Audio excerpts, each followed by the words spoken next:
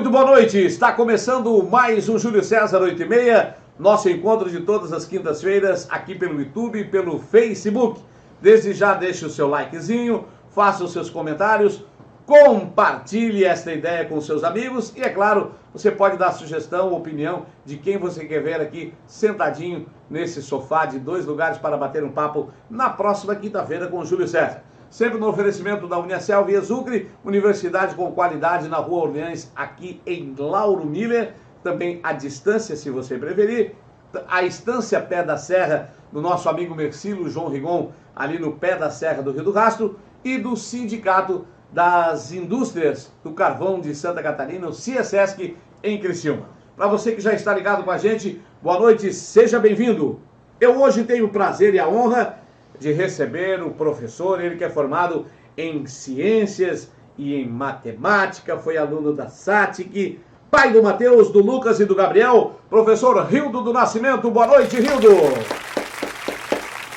Olá, Júlio, quero cumprimentá-lo e ao mesmo tempo cumprimentar os internautas, né, que conseguem acessar a tua plataforma, né, do YouTube, Facebook, né, nesse mundo de Deus aí, né, da comunicação social, da era digital, né? E já antecipando, né? Parabéns, né, por essa tua iniciativa, né?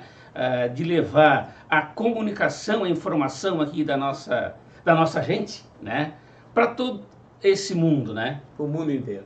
E é claro, e para a posteridade, né? Porque o Matheus, o Lucas e o Gabriel são privilegiados.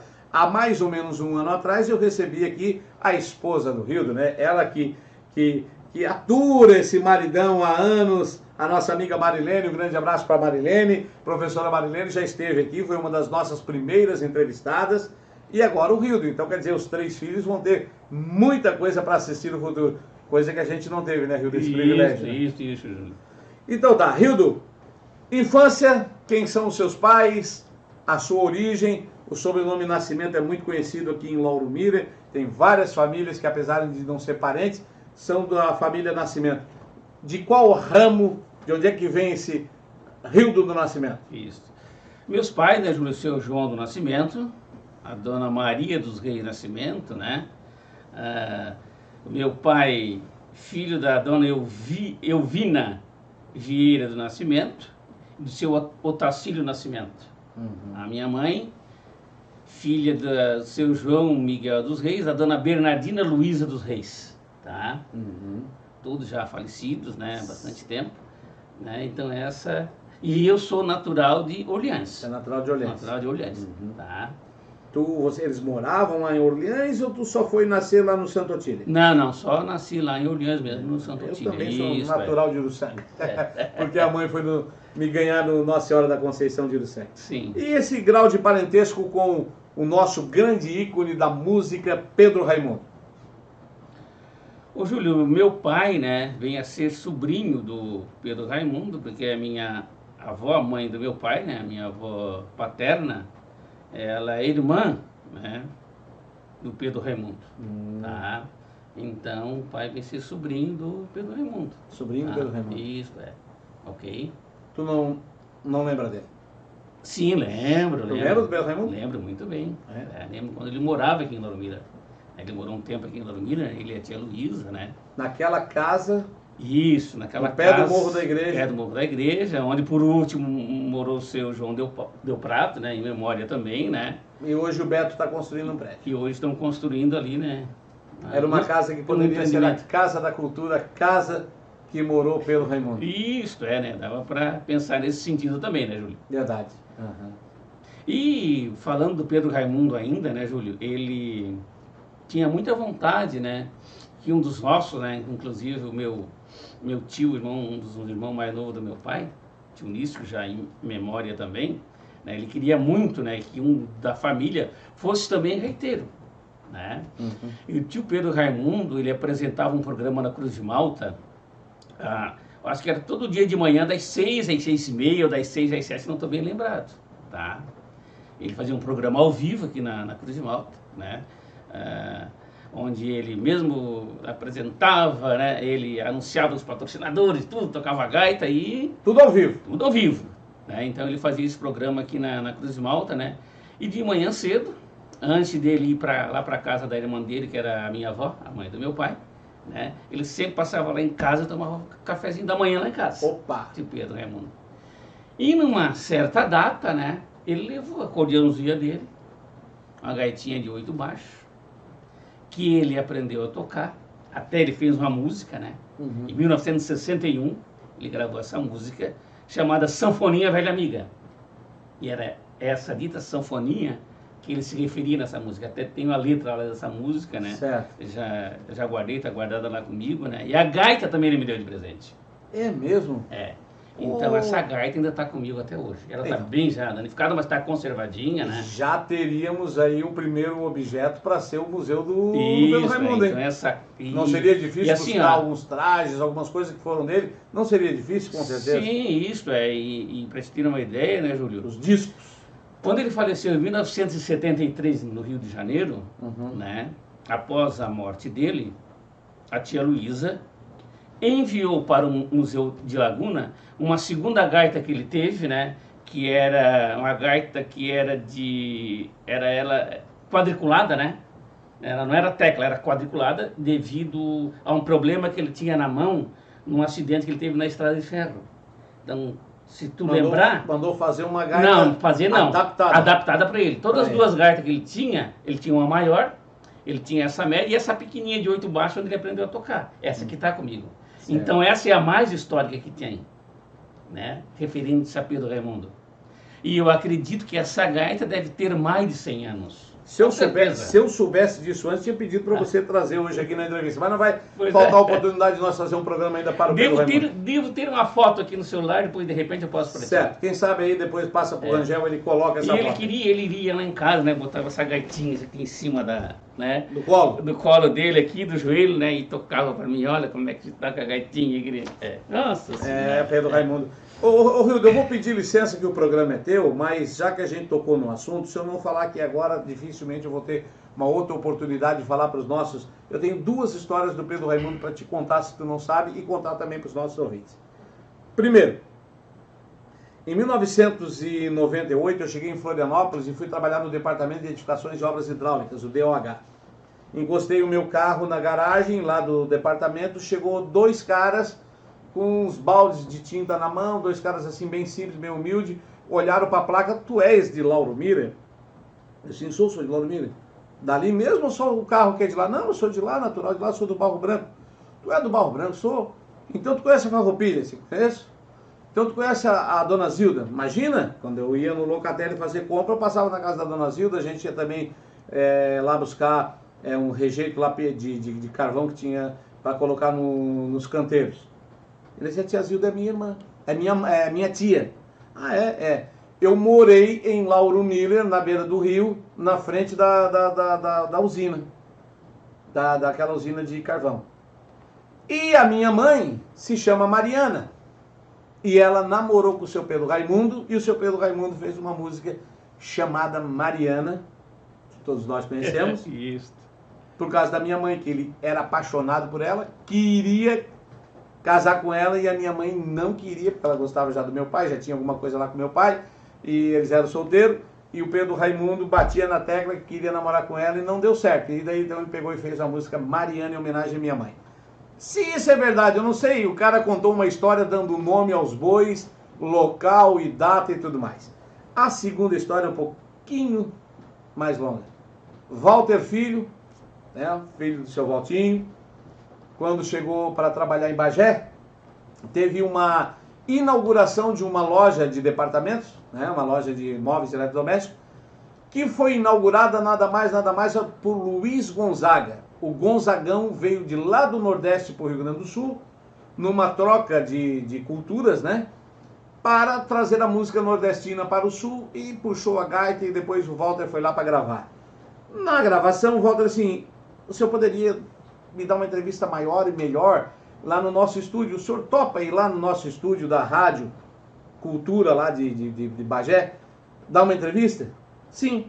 Aí dentro do carro, emprestado de um amigo dele do Banco do Brasil, ele conversando com o artista, né, com o velho Lua, né, o Luiz Gonzaga, Disse que era catarinense, natural de Lauro Miller, sonoplasta da Rádio Cruz de Malta e que trabalhou com Pedro Raimundo. Quando ele falou isso aí, o Lua se admirou, voltou-se para trás. Tu trabalhou com Pedro Raimundo? Trabalhei. Eu vou contar uma história do Pedro Raimundo. Contou rapidamente. Quando o Flávio Cavalcante estava levando artistas do interior do Brasil para se apresentar em São Paulo, ele convidou, né, o velho Lua para se apresentar. E ele foi lá, o Luiz Gonzaga comprou terno, gravata e tudo mais. Só que uma semana antes, quem se apresentou foi o Pedro Raimundo. E o Pedro Raimundo foi pinchado, bombacha, né? Com aquele pala por cima e aquela gaita e tal, aquele chapelão de gaúcho. O que o Gonzaga fez? Não, tira tudo, devolve tudo o terno. Eu comecei a me apresentar com as roupas nordestinas, com as gibeiras e com o chapelão de cangaceiro. Porque se o Pedro Raimundo mostra a cultura do Sul, eu vou levar a cultura do Nordeste. História legal, né? História legal, bonita, legal. Inspirada no Pedro Raimundo. Sim, sim. Né? O Júlio, ainda voltando, né? Continuando aí no Tio Pedro, principalmente no Adeus Mariana, né? Muito tocada ainda hoje, né? Né? Oswaldir e Carlos Magrão. Sim. Sérgio Reis. Sim, eu assisti, né, faz pouco tempo, um vídeo, eu acho que é o Encontro dos Amigos, era Chitãozinho, Chororó, o Leonardo, aquela turma ali, cantando junto, todos eles, Adeus Mariana. Né? Aquilo ali chega a arrepiar a gente, chega a arrepiar, né? É parente, né? A música feita em Lauro Miller, do seu Pedro Raimundo para a Dona Mariana. Isso, né? Mas vamos lá, Rildo, vamos seguindo, porque o relógio é inimigo de quem entrevista e de quem é entrevistado. Parentesco, ô Rildo, mas eu acho que o nosso microfone não está pegando, né? Mas nós estamos aí há mais de 72 horas com chuva. Estamos pedindo nesse momento, hoje a gravação está acontecendo no dia 3 de maio. Tubarão já está com alguns bairros alagados. Está todo mundo em alerta. A Defesa Civil de Santa Catarina, de Florianópolis para baixo, está todo em alerta. Mas o Rildo é sobrevivente, vamos assim dizer, porque graças a Deus não chegou nem perto, né, de ser vítima. Mas ele viveu, conviveu e viu a primeira e a segunda enchente que ocorreram nos anos de 1971 e 74 aqui em Lauro Miller. Isto, Júlio, né? Eu me lembro quando fosse hoje, né, a primeira enchente, dia 15 de fevereiro de 1971, né? Uma segunda-feira. E naquela época, né, Júlio, quando os operários da Barro Branco ficavam fazendo hora extra, né? A gente dizia que estavam dobrando, né? Estavam dobrando, né? E o pai trabalhava no escritório do Barro Branco, né? Naquela época já, trabalhava no setor pessoal. E o pai aquele dia ia ficar, né? Era até às 16, ia ficar até 6 horas da tarde trabalhando. E a chuva começou, né? Começou aquela chuvinha, depois ela foi aumentando e tal. E a enchente mesmo a gente conseguiu ver, nós já morávamos ali na rua Walter Vetter, né? Porque até 1968, por aí, 67, 68, se eu não estou enganado, a gente morou realmente na Rua Tubarão. Lá na rua onde realmente a enchente pegou. Onde lá naquela rua... Se tivesse ficado lá, tinha sido fragelado da enchente. Com certeza. Naquela rua, a água do rio não foi até na janela da casa. Era a casa germinada, né, que tinha lá em Tubarão. Sim. Lá na Rua Tubarão. A Rua Tubarão e na Rua Orleans, né? Também pegou um pouco, né? Sim. E então, em 1967, por aí, 68, a gente veio morar ali em cima, aqui na Rua Walter Vetter, né? Ali próximo, hoje é o próximo ao CDL, né? Na rua Subida do Fórum ali, onde mora a minha irmã hoje. Esquina com a 20 de janeiro. Isso, nós morávamos ali em 1971. E como é que a gente viu a enchente, o rio mesmo, né? Com aquela correnteza forte. Aí lá no Bela Vista, lá em cima, né? Tinha os caminhões, né? Os caminhões e carros, né? Que os farol do carro dava para ver, né? O rio. Então lá, né, tinha mais ou menos assim, algum morrinho, né? Os carros ficavam assim, né? Inclinado, né? E os farol do carro a gente via, né? Aquela água alta assim, aquela correnteza forte. Barulhão. Barulhão, né? Passando ali no Rio Tubarão, isso em 1971, né? No dia 15 de fevereiro. Foi numa segunda-feira. A de 71, ela foi mais prejudicial em Lauro Miller, porque pegou todo mundo de surpresa, e Tubarão não foi tanto. Depois, em 74, foi o inverso, né? Foi o inverso, 74 foi o inverso. A de 74, na realidade, ela foi traiçoeira, né? Ela anunciou e todo mundo se voltou para casa e ela voltou, né? Isso, 1974, foi num sábado à tarde, né, Júlio? Eu estava na 5ª série, na Escola Visconde Toné, tá? E aquele tempo, nós tínhamos aula no sábado. A gente estudava aos sábados naquele tempo. Naquele tempo você estudava de verdade? Sim, sim. Estava na quinta série. As aulas começavam às 1h da tarde. Inclusive, a diretora daquela época era a dona Yolanda Cardoso. Né? E o rio começou a encher por volta da 1h da tarde, né? E eu sei que ali por volta de 1h15, 1h30, né? Os alunos já tudo lá no cantinho, né? Naquele cantinho lá, daquele muro alto lá, que hoje dá de frente para o prédio do escritório do Fontanella, lá, Transportes Fontanella. Isso. Né? Então, a gente já ia lá, tudo o rio enchendo, né? E os alunos tudo naquela pontinha, né? Depois a dona Yolanda chamou todos no pátio, dispensou para ninguém ir pela beira do rio. E nós todos fomos lá pela Rua Tubarão. Todo mundo foi pela beira do rio. Pela Rua Tubarão, mesmo. Não é para ir pela galeria.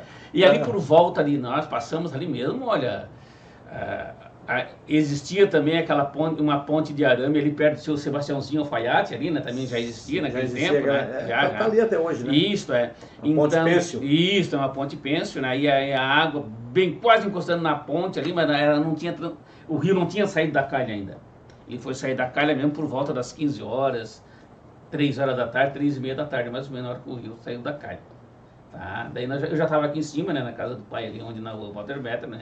E a gente vi realmente ali lá do outro lado do rio, né? Tinha umas casinhas bem próximas ao rio, a gente viu umas casinhas passando assim, né? Inteira, e depois elas se desmanchando toda dentro d'água, né? Era muito triste mesmo. O pessoal da vila vieram ali para nossa casa. Se a gente resgata aí algumas imagens com o Rangel, enquanto eu e o Rildo vamos falando, né? E depois de 74 repetiu tudo de novo, daí foi cinema, foi Cruz e Malta. Como é que foi, Rildo? Conta essa história. E Tubarão mesmo foi uma catástrofe, morreu mais de 100 pessoas. Em Tubarão foi 199 pessoas, né? Então quase 200, essa é a palavra certa. E lembrando que em Tubarão, né?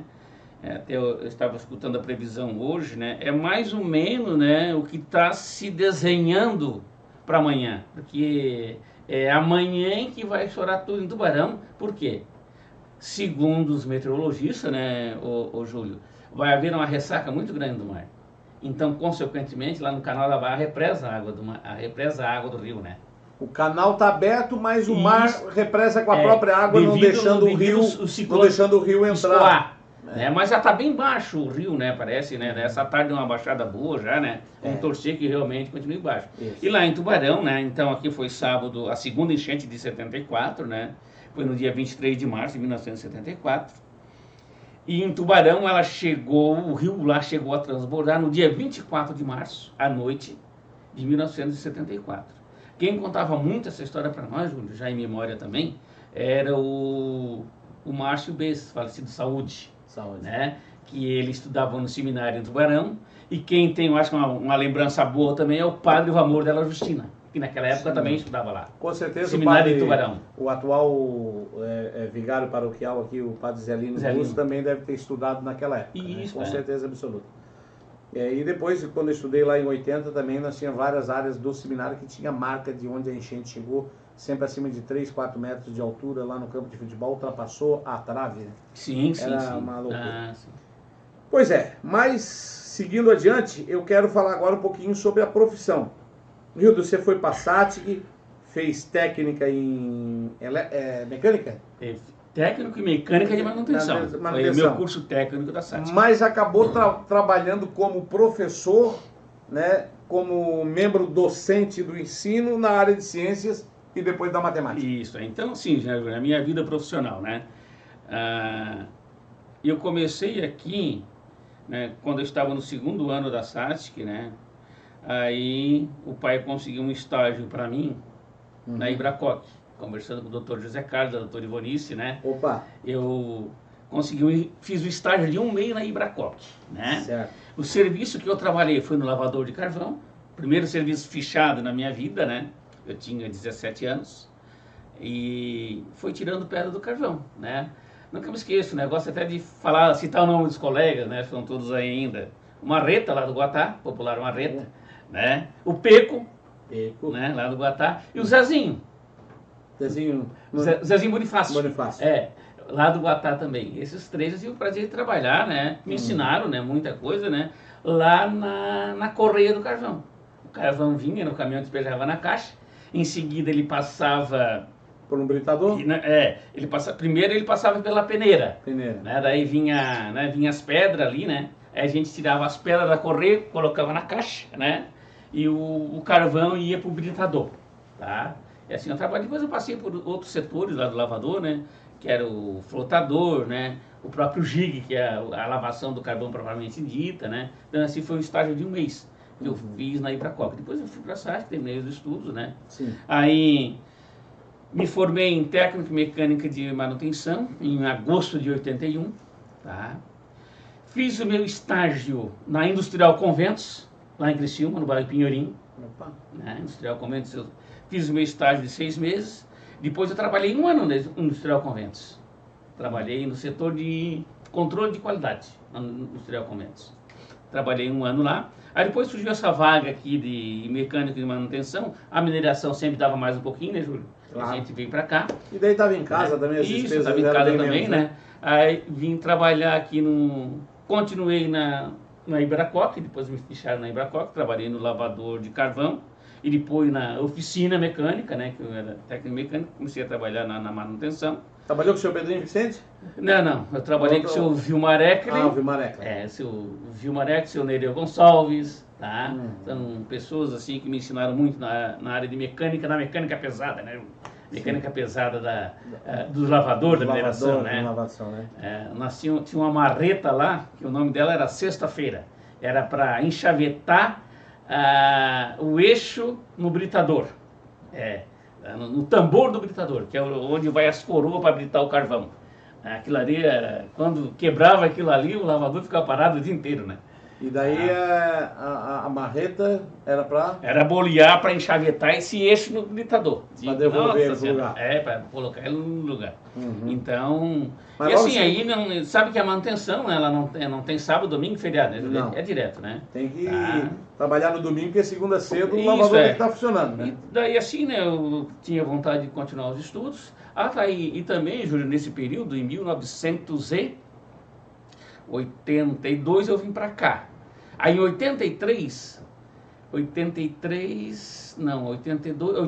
eu vim para cá e fiz, para não ficar parado sem estudar, eu fiz o 2º ano técnico de contabilidade no Walter Utausem. Fiz só o 2º ano técnico. Depois passei no vestibular e fui fazer a faculdade de Ciências e Matemática em Tubarão, lá no Sul. Certo. E daí ali... Aí, para pagar os estudos, né, eu continuei trabalhando na mineração, né? Ia todo dia de ônibus à noite e Todo voltava? dia do ônibus à noite e voltava. No dia de manhã cedo trabalhando? Outro dia de manhã cedo trabalhando. E puxado, os últimos anos, né, de faculdade mesmo, os 2 últimos anos, aí eu trabalhava na Ibramil, daí eu escolhi o horário para trabalhar das 4h30 da manhã a meio-dia e meio, né? Para descansar, para estudar um pouco, né? Então eu levantava todo dia às 3h30 da manhã, né? Para trabalhar em mineração, sabe que é serviço sujo, pesado, né? Você chegava com a mão toda, né? Pegava aquele... A gente contando isso, eles nem acreditam, né? Os alunos de hoje, né? Que tinham que passar por isso tudo, A gente pegava aquele sabão mecânico, o negocinho aquele, né? Para tirar a... Pasta joia. Também tinha pasta joia, né? Para tirar o óleo na mão, né? Para ir para a faculdade à noite, né? Ô Hilda, daí veio, então, o apaixonamento pela vida docente. Sim. Começasse a dar aula, trabalhou no Hernani Cotrim, trabalhou na FEBAV, trabalhou no Visconde, mas a sua casa mesmo, depois da sua casa, a sua principal casa foi o Walter Utausem, que a maioria dos alunos diz que é o professor Hildo do Walter, não diz o professor Hildo de outro lugar. Isso, Walter Utausem. Mas a minha vida profissional na área da educação realmente começou no Visconde Toné, né? Eu sempre agradeço, né? Na época o diretor era o Evaldo Longo, que veio procurar, né, para mim substituir, então, o professor Gilmar Del Prato, né, estava se afastando, né, para tratamento de saúde, e no dia 27 de outubro de 1986, eu comecei a trabalhar no Visconde Toné, como professor de Ciências e Matemática de 5ª a 8ª série. Tá? Ciências e Matemática, acho que com 30 horas aula naquela época, tá? Substituindo ele, né? Aí depois foi indo, em 1992, aí eu fiz concurso e me efetivei em Ciências, primeiro em Ciências, né? No Visconde Toné também, me efetivei com 10 horas, tá? Depois eu já tinha feito a licenciatura plena em Matemática, Aí consegui uma remoção para o Walter Otausi, né? Quando a dona Iracema Jung se aposentou ali no Walter Otausi, né? Daí veio outra professora, ficou no lugar dela e eu peguei essa vaga ali da dona Iracema Jung. Trabalhou Apesar de ser professor de matemática, você revelou para mim aqui, também para alguns alunos seus, que na sexta série você quase rodou em matemática e que não era muito a sua praia e que o seu saudoso Valmir Fernandes foi quem fez você abrir a mente para matemática e hoje, se a gente pode lhe chamar de matemático, porque professor de matemática você é graças a ele e esta abertura de mente que ele botou na sua frente. Isso, José, antes do seu Valmir Fernandes, né, quando eu estava no Visconde ainda, no primário, o tema do primário, nunca me esqueço também, né, que o pai me colocou numa professora particular também, ali no Sumaré, nunca me esqueço, a dona Ruth Vassi, para me ensinar a dividir com 2 números na chave. Né, naquela época, no 4º ano, eu acho, 3º ano, tá? Eu ia para a aula da dona Ruth Vassi, né, de matemática, ela morava onde mora hoje a dona Delma Demétrica, ali em frente à Igreja Assembleia de Deus ali. Certo. A dona Ruth Vassi morava ali. Ela também me ensinou muito matemática. E o seu Valmir Fernandes, né, já em memória, né, foi que me desmistificou, né, a questão da matemática, né, que é uma questão relativamente simples, não adianta conta, não entra.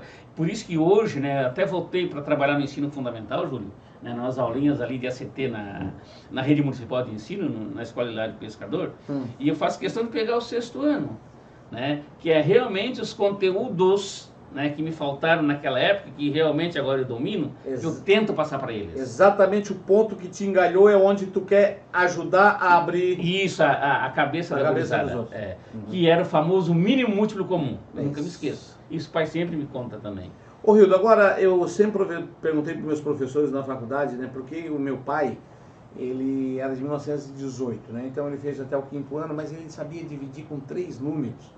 A gente fazia perguntas para ele assim absurdas, né, de quanto era 1726 dividido por 392, ele levantava os olhos em questão de 3, 4, 5 segundos no máximo, ele estava te dando o resultado, podia ir na calculadora e estava certo. E os professores diziam para mim que a mente humana naquela época ou era assim ou não era nada.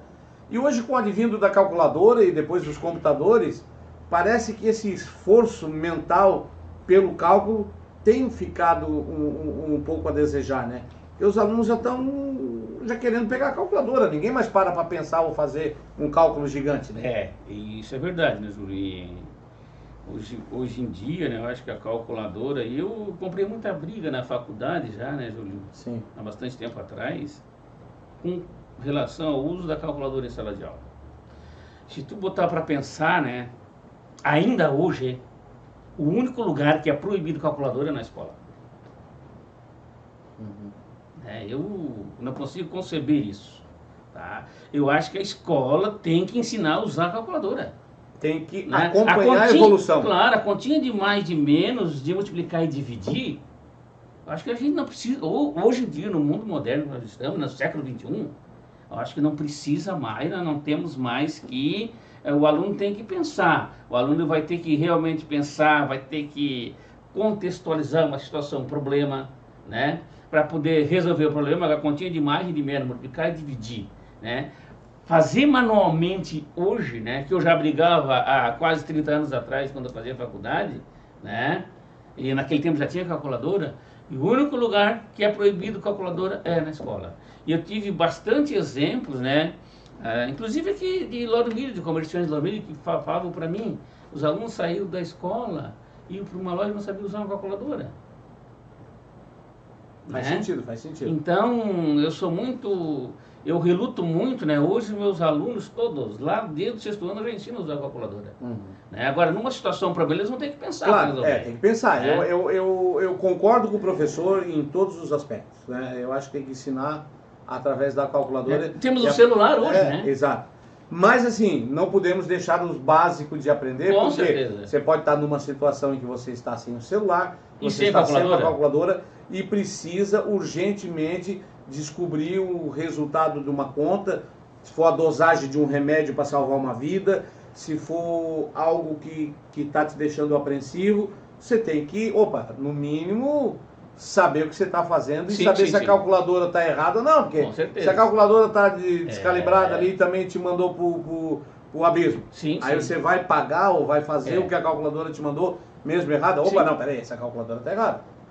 Eu sei que dá, não sei quanto é que exatamente dá, mas eu sei que dá X, não pode dar 10X. Isso, né? sim, sim. E isso eu digo muito para os alunos, olha, se você clicar aqui, ó, tu não vai chegar no resultado. Então isso eu já estou mostrando para eles. Eles têm que pegar uma daquela transversal, né, uma HP 12C, e ver aquelas funções todas que tem uma HP. Então, eu acho que nesse ponto, né, eu vou colocar como professor de matemática, os professores de matemática ainda estão muito, como é que eu vou dizer assim, relutando, né, contra ainda o uso da calculadora.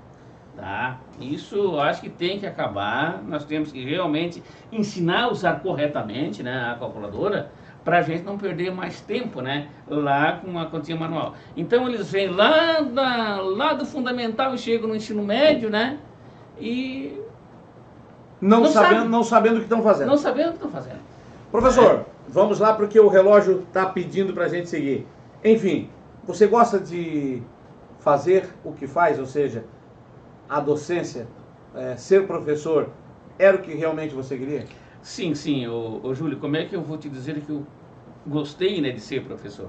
Eu acho que foi depois dos estágios, né? Então, quando chega no momento lá na faculdade, né, na graduação, que chega o momento do estágio, né, do estar lá na sala de aula, propriamente dito, interagindo, explicando para os alunos, né, ali é que tu vai saber se realmente tu queres ou não ser professor, né?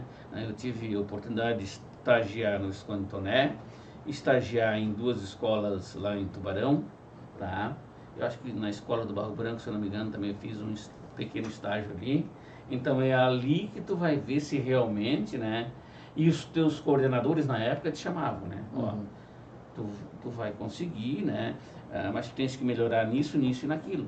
Mas tu vai conseguir dar a volta por cima na questão da docência, tá? Então eles chamavam a gente para conversar, para avaliar, né, o que é que a gente poderia melhorar, tá? Então, e realmente, né, eu fui indo, né, fui me dedicando, sempre com bastante aula, né, porque a área de matemática sempre, né, surge bastante aula, tá? E hoje, é muito então, procurado particularmente para dar aula particular, para alguns alunos que estão precisando prestar vestibular, sim, já fui, que estão meio atrasados. Já fui mais procurado, né, Júlio, né? Mas daí eu descartava por causa do tempo, essas coisas, tempo, né? Daí tu não, se tu atender as aulas particulares, daí tu não tem tempo para a família, né? Não tem tempo para família. É complicado. Já trabalha ali, trabalha lá. Sim. E daí quando chega em casa para descansar e ficar um pouco com os filhos, ainda vem um aluno estudar na casa da gente. E hoje em dia também, nos recursos que se tem, né, Júlio? Né? Tu vai lá, tu bota lá no Google, né? Bota, né, as aulas prontas, né? Professor Rildo, eu lhe dei um apelido aqui antes de começar o programa como substituto do seu Valmor Jung, tanto na igreja como na banda Santa Bárbara. E daí, Rildo, esse voluntariado todo, pastoral da juventude, pastoral vocacional e também, né, depois da pandemia, mas você atuou muito, ainda não tinha pastoral, mas era como se fosse a pastoral da comunicação, né? Isso, colocando som, microfone. Pascom, né? Isso, Pascom, né? Ainda tem a camiseta lá, né? Aham. Estou voltando agora aos pouquinhos, tá né? Voltando? Estou voltando aos pouquinhos agora depois da pandemia, né? E assim, né, Júlio, a questão do seu Valmor. O seu Valmor Jung, né, como ele fazia sempre aquele serviço ali na rádio no sábado e domingo, né? E sabe que ele sempre teve uma casa na praia lá na Vila Nova, né? Na Vila Nova, hein? Lá em Bituba, né? E um dia ele chegou para mim, será que tu não assumiria, né, esse serviço que eu faço aqui, principalmente as minhas férias, né, em janeiro, que tem que passar com a família. Não, vamos ver, né, seu Valmor, de repente a gente... Aí comecei, né?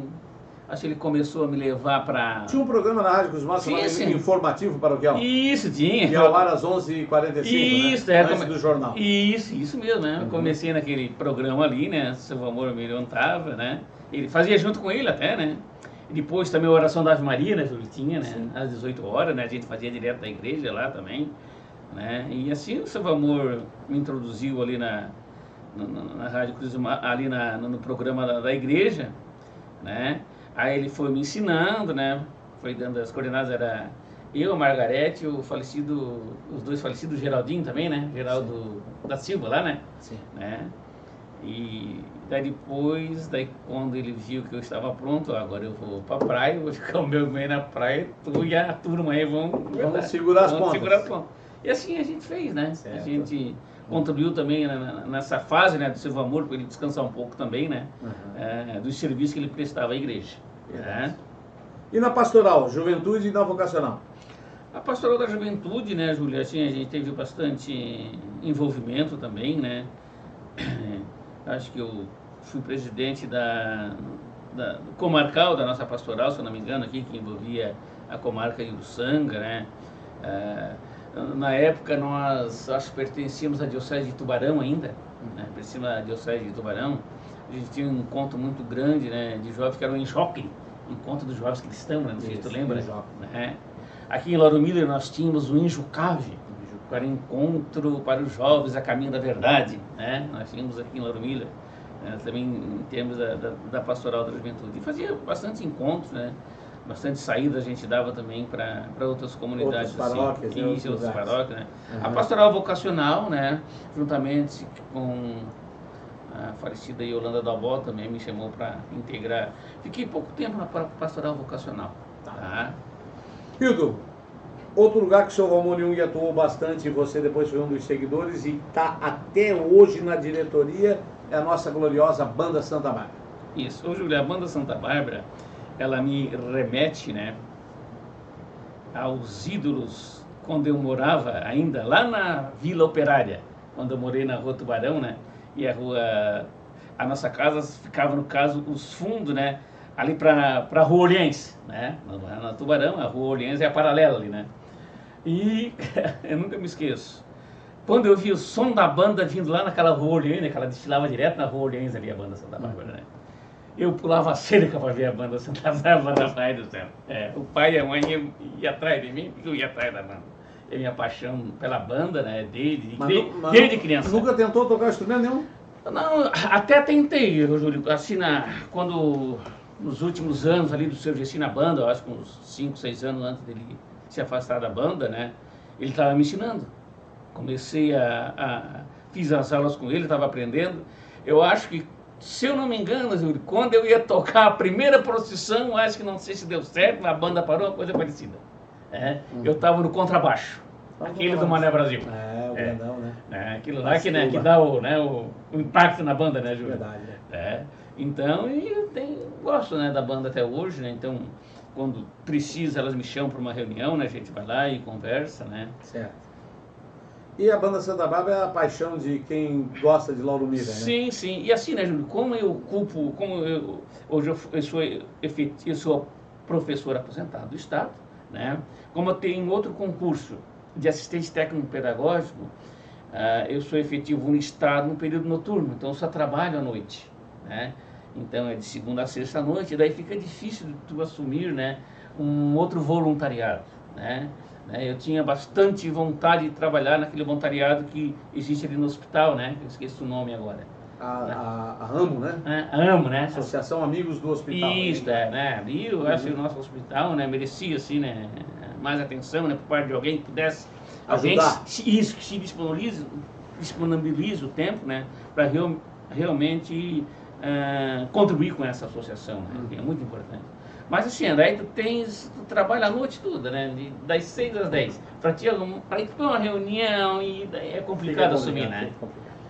Hildo, eu sei que nós teríamos aqui uma noite inteira para conversar. Lembrando mais uma vez que nós estamos gravando esse programa no dia 3 de maio, dia em que está chovendo muito no sul de Santa Catarina, né? Estamos todos aí apreensivos com o que pode acontecer na nossa região, principalmente na região de Tubarão. Não sei exatamente quando é que esse programa vai ao ar, mas possivelmente daqui a um mês.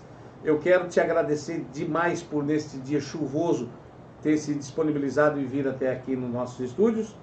E mandar um grande abraço para a professora Marilene, para o Matheus, para o Lucas e para o Gabriel, e deixar aí as suas considerações finais no final dessa nossa entrevista. Bem, eu agradeço, né, a oportunidade, né, de você ter me convidado para conversar um pouco, né, sobre a gente lauromilense, né? Isso é muito importante. Mais uma vez eu te parabenizo, né? Por trazer Obrigado. gente lauromilense para contar a história. A história. Né? E muito obrigado, então. Obrigado ao Rangel também, que está ali, né? Assessorando aqui a nossa conversa. E sucesso, né? Nesse teu novo empreendimento. Vai ser convidado para voltar outro dia, porque essa entrevista não ficou completa, não ficou repleta. Gente, quero agradecer aí a sua audiência, deixe o seu likezinho, inscreva-se no canal. Se você ainda, né, não postou nada, coloque aí a sua opinião, deixe aí seus comentários, suas críticas e a sugestão de quem você quer ver aqui sentado com o Júlio César para bater um papo na quinta-feira à noite no Júlio César 8h30, no oferecimento da Exucre Uniaselv, Universidade com qualidade à distância na Rua Orleans, o Polo em Lauro Miller, do Sindicato das Indústrias de Estação de Carvão CIESESC e também da Estância Pé da Serra, no quilômetro 12, né, no Pé da Serra do Rio do Rastro, do nosso amigo Mercílio João Rigon. Grande abraço, um forte carinho a todos vocês e até o próximo programa, se Deus quiser, aqui no Júlio César 8h30, na próxima quinta-feira. Tchau, tchau!